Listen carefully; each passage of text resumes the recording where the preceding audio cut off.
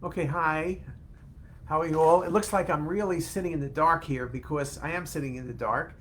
The lights went out in my office, so it's really cozy and everything. I got some lights from this computer, my Mac. I got lights from the other computers, and I'm not sure the light bulbs went out, but I have power in my office. Excuse me, I have power in my office, so I don't know what's going on. Anyway, hope everyone's doing fine. Today's first week of June. And this week we're talking about misdiagnosis in CT. I was doing some work for CT as Us, preparing some new talks, and one of them that you'll see in September sometime probably is a multi-part talk on misdiagnosis. When I was putting together the slides for the talk, and it's a talk I've given before, and we've had it before in CT as Us, though I've revamped it, one of the things I realized and I added right away as my second slide, so my first slide is my title. So the next slide, number 2, which is really the first slide, is misdiagnosis and what's been our challenge. We always have challenges, but the point I went into was the COVID has really made things more difficult. And I'll give it to you 3 or 4 reasons, and that's 5, maybe 5 reasons why. Number 1, you remember we always speak about oral contrast, positive versus neutral. We always speak about that. But then when COVID came along, we couldn't take the masks off the patients, so you couldn't have them drink. So right away you changed your protocols. It was not intentional, but all of a sudden people got into bad habits of not giving oral contrast. We were spending a lot of time before getting people to give oral contrast, so it was always a challenge, but this became more of a challenge. And so one of the things we got to talk about is in the 2.5 years now of COVID, people haven't gone to meetings, you haven't spent as much time with the techs haven't spent as much time with you. The amount of learning and stuff going on is substantially less, and that has hurt the protocols because we were short techs. Oh, let's just get the work done. The patients were sicker. People were doing an incredible job. But when you're doing that incredible job in difficult scenarios, often the quality will suffer. And I think quality has suffered. And then you fast forward to a shorter contrast. With the Shanghai issues with GE, no IV, no oral, what the heck are we doing? Low volumes, trying to do non-contrast, everything we know that's wrong.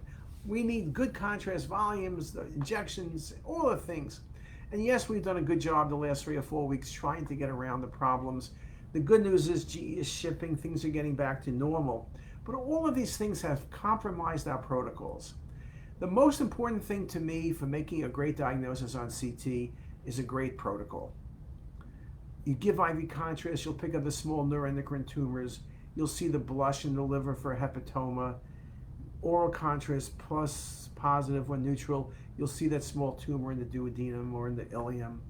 All of the things we know is all based on protocols. So what I'm saying to you is we got to get the protocols right. Very, very critical. So that's super, super critical. So what I'm saying is revamp, get back, and really pay attention to protocols. Cheers. That's one. Number 2 is there's been a radiologist shortage. There is. Everyone's working harder and harder. There's been articles, and this is not a great surprise. The more cases you read, the more misses you have. Okay? Wow, what a surprise. I thought the more you read, the faster you read, the less misses you have. Well, that's not the case. So in this era post-COVID where volumes are up and a lot of people retired and people are cutting back, it's a challenge. We're all busier and busier. And I think you need to take a deep breath because it's so easy to miss things. Okay? It's so easy to miss things. We need to make certain that we're really, really paying attention. Okay? Very, very, very important. Okay, other things. I'm speaking at a meeting, University of Pennsylvania, in Martha's Vineyard. That sounds really good. But I'll ask the audience, what was the last meeting you were at? This meeting in Martha's Vineyard, I was supposed to speak there in June 2020, then June 2021, and God willing, I'm going to make it June 2022. Most of us who've gone to many meetings have not been going to meetings over the past couple years. Or you went to meetings and you went to meetings on Zoom. At first, Zoom seemed okay, and Zoom is okay. I'm speaking to you on Zoom right now, Facebook Live. It's kind of like Zoom. And we've done all sorts of good things. I give my weekly conference on Zoom. There are many things great about Zoom, but there's many things great about being in person. It's sharing a common experience. It's no different than watching a movie at home. You're watching a movie at home. Let's say you're watching Tom Cruise's new, whatever movie he has, with the fighter jets and all that kind of stuff. Top Gun 2, or Top Gun, whatever it's called. Well, when you watch it at home, okay, even if you have a good TV set and some good sound, it's okay, but it doesn't have it's not big, it's not noisy. Also, when you're home, when I watch a movie at home, I'll check my iPhone like 10 times, I'll get like 4 snacks, I'll look here, I'll look there, I'll pick up a piece of paper. My attention span is like on a scale of 1 to 10, with 10 being immersed, I'm like maybe a 1.5. When you're at the movie theater, you don't look at your iPhone, because you look at your iPhone, people yell at you. You're engaged, okay? You really, really are paying attention to the movie. The gasps, the laughs, the crying, whatever sounds the audience makes, depending on the movie, of course, hopefully. That is critical, because you're sharing a common experience. It's the intensity of it all that becomes very, very important, okay? When you're home, you just don't pay attention. So when I watch a lecture on Zoom, I'm looking at my phone, I'm cropping slides maybe, and I'm doing something else, and I'm eating a snack, and I'm laying back, and I'm kind of trying to keep awake. So it's been a challenge. Let's get to the point. So in saying that, as we move forward, COVID's not going away, but as we readjust to things differently, one of the things we need to really be rethinking about at your own institution is your protocols. How are your techs doing? How are the protocols doing? Are we back to normal? What needs to be changed? What people need to be retrained? We've had a lot of changes in techs. A lot of our techs left, and we got new ones. Again, the new ones haven't had the time with you like the old ones had. What is it that you need to do differently to make certain that those new techs are really super, super good? I mean, that becomes super, super important. Super, super important. So let me now leave that philosophy lesson and talk to you about some misdiagnosis. So one of the things I've noticed, and I've spoken about this before perhaps in different venues, is when you look at pancreatic cancer, we always talk about detection being difficult. Small tumors, when they're curable, are hard to see. But the most common reason why you miss a lesion, which could have been seen, should have been seen, and could have been cured, is a cutoff of the pancreatic duct. Now, the rule is, if you have a cutoff of the pancreatic duct, and it's abrupt cutoff, it's a mass till proven otherwise. Now, often you will see the mass, but in other cases, you will not see the mass. But if you have a duct cutoff, you need to know that there has to be a mass present. Go to EUS, perhaps, as a next step, and you'll see that it's essentially always going to be a tumor.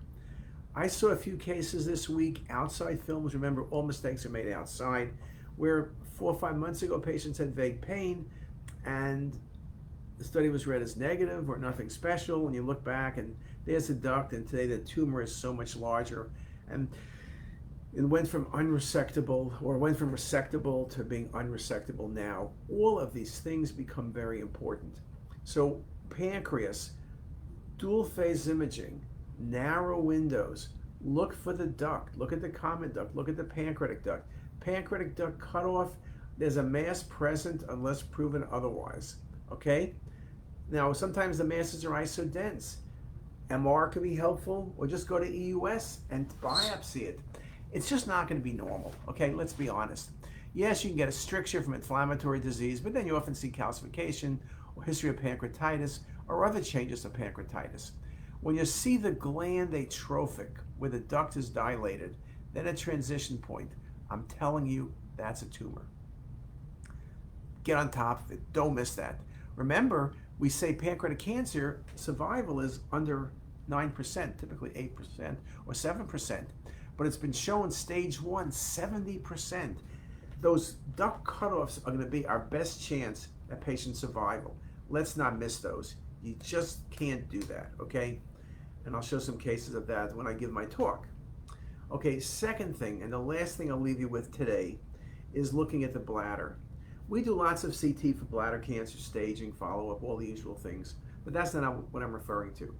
We do so many aortas in older patients for TAVRs, just routine aortas and follow-ups. You always have to look at the bladder. That becomes very, very critical. Look at the bladder. What happens is you see small enhancing lesions in the bladder.